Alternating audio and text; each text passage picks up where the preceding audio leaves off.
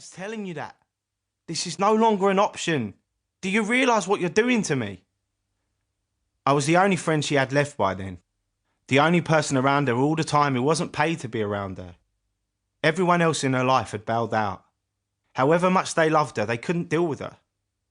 No one else was there every day supporting her. I went to a level I'd never been to before. Forget you for a minute. Do you ever contemplate what will happen to me and my head and my life if you're not here anymore? If you die? You love me, you're my best friend in the world, but you'll blow me to pieces.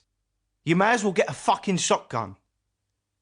She had a little living room off her bedroom where I was pacing around, pulling my own hair out the back of my head. I don't know what to do with you anymore. I'm out of ideas. You don't seem to get it. She tried to convince me everything was all right. But T, I'm in the studio downstairs. I'm doing music again. She was always trying to be the person she thought she had to be. This character called Amy Winehouse. And by now I had a mantra. It's better to be alive being Amy than to die trying to be Amy Winehouse. Fuck Amy Winehouse. It's a character. Fuck that persona. And then she said what she always said. T, I'm not going anywhere. All I had left was my new tactic. Unless you stop drinking right now, I'm going. Well, she snapped, fuck off then. Well, fuck you. It was all so routine. I just picked up my case and left. I had to. I couldn't let her think any of this was okay, or just put up with it and do nothing, like some people around her often seem to. The next day, there was the call. You all right, darling? I knew it would be a long conversation, so I walked down the end of the road at my mum's, where there's an enclosed field surrounded by bushes. There was no one there but me. I could tell she'd only had a couple of drinks. It was lunchtime. It was a weird conversation. She talked to me about me. I think she was trying to say sorry. She knew how much I gave to her. I gave her my life. She was grateful and part of her felt guilty.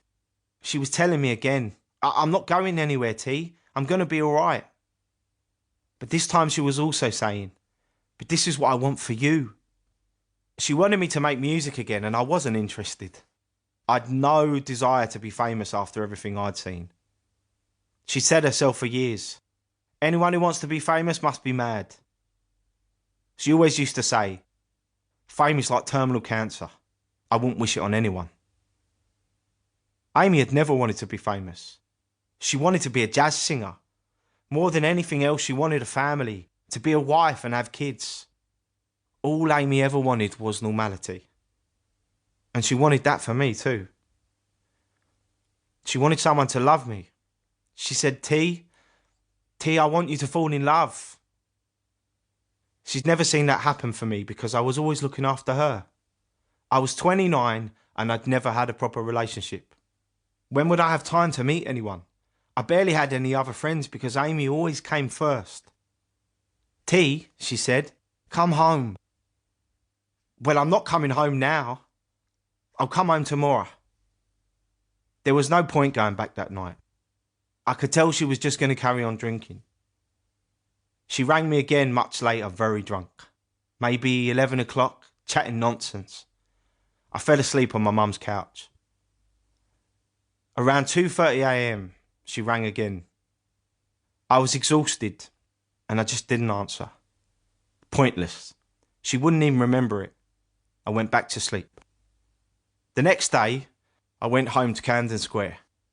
Before I went in, I sat on a bench in the square for ages, preparing myself for the days ahead. I rang my friend Chantel and all we talked about was Amy. I was exhausted and she was trying to help me. You need to start looking after yourself, she kept saying. I love Amy to bits too, but you can't do this anymore.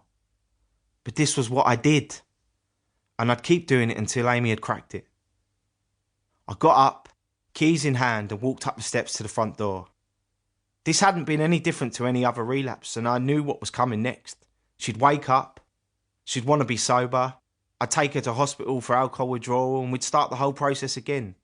Amy rebuilding herself for weeks, on the treadmill, being healthy again, being funny again, back to her brilliant self. And maybe this time would be the time that she stayed sober forever.